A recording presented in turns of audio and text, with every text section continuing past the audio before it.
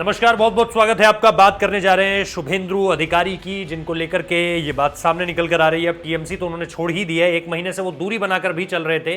TMC को लगातार jolt, जिसे अंग्रेजी में कहते हैं, यानी झटके तेजी से लगते जा रहे हैं। इस तरह की कई खबरें सामने निकल कर आ रही हैं, जिसमें यह पता चल रहा है कि टीएमसी से जुड़े नेता थे वो अब बीजेपी की तरफ आना चाह रहे हैं या फिर वो टीएमसी छोड़ना चाह रहे हैं।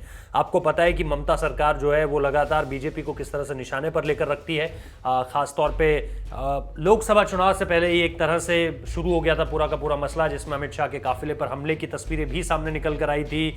उसके बाद मारपिटाई की तस्वीरें दोनों तरफ से सामने निकल कर आई हैं। बीते दिनों भी कई ऐसे मामले सामने निकल कर आए थे जब बीजेपी के वरिष्ठ नेताओं ने जो है वो वहां पर प्रोटेस्ट किया था। वो कभी हावड़ा के सामने प्रोटेस्ट कर रहे थे तो कभी वहां से सीधे मुख्यमंत्री निवास तक पहुंच रहे थे अपना विरोध प्रदर्शन दर्ज करवाने के लिए। इस दौरान कुछ सांसदों को जो है वो जेल तक में ला दिया गया था और बंद करने की स्थिति भी वहां पर आ गई थी। इन सारी चीजों के दौरान बीते दिनों फिर जेपी नड्डा के काफिले पर हमला होता है उत्तर 24 परगना की तरफ, और उसके बाद जो एक मामला सामने निकल कर आता है जिसमें कैलाश विजयवर्गीय भी ये बोलते हैं कि उन्हें भी जो है अब Z+ श्रेणी की सुरक्षा चाहिए, क्योंकि हमले वहां पर लगातार बीजेपी के चाहे वर्कर्स हों। एक बीते दिनों भी खबर आई थी जहां पर एक बीजेपी के कार्यकर्ता को जो है वो मार दिया गया। आरोप ये है कि टीएमसी के कार्यकर्ताओं ने इसे मारा है। हालांकि ममता बनर्जी इन सारी बातों को लेकर ये कह रही हैं बार बार कि यहां पर चाहे कोई भी आ जाए। उन्होंने जेपी नड्डा को लेकर कुछ ऐसे अपशब्द भी कहे जिन्हें मैं दोहराना यहां पर उचित नहीं समझता हूं, लेकिन आप लोगों को वो बयान निश्चित तौर पर याद होगा जिसको बार बार कंडेम किया गया।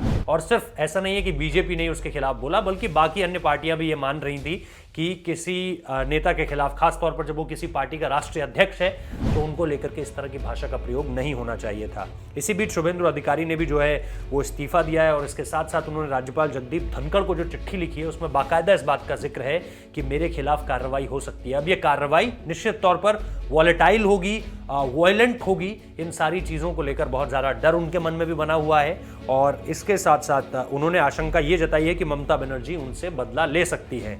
आने वाले समय में क्या ऐसी कोई कार्रवाई देखने को मिलेगी, या क्या जगदीप धनखड़ को जो चिट्ठी लिखी गई है उसमें जिस तरह के शब्दों का जो प्रयोग किया गया है, क्या वो असलियत में बदलेंगे? क्योंकि बाकायदा जगदीप धनखड़ ने भी इस हमले की खबर, जो कि जेपी नड्डा के काफिले पर हुआ था, उसको लेकर के जो सचिव हैं उनसे बात की थी वहां पर सेक्रेटेरिएट लेवल पे, लेकिन किसी तरह का कोई वहां से अपडेट नहीं आया उनके पास और इसका जिक्र भी उन्होंने किया था। तो ये सारी की सारी चीज़ें हैं जिसको लेकर के माहौल जो है वो बहुत बिगड़ा हुआ है। आने वाले समय में चुनाव हैं और चुनावों से पहले की ये स्थिति है जो पश्चिम बंगाल में फिलहाल बनी हुई है। टीएमसी वर्सेस बीजेपी जो है इसके कोर में है।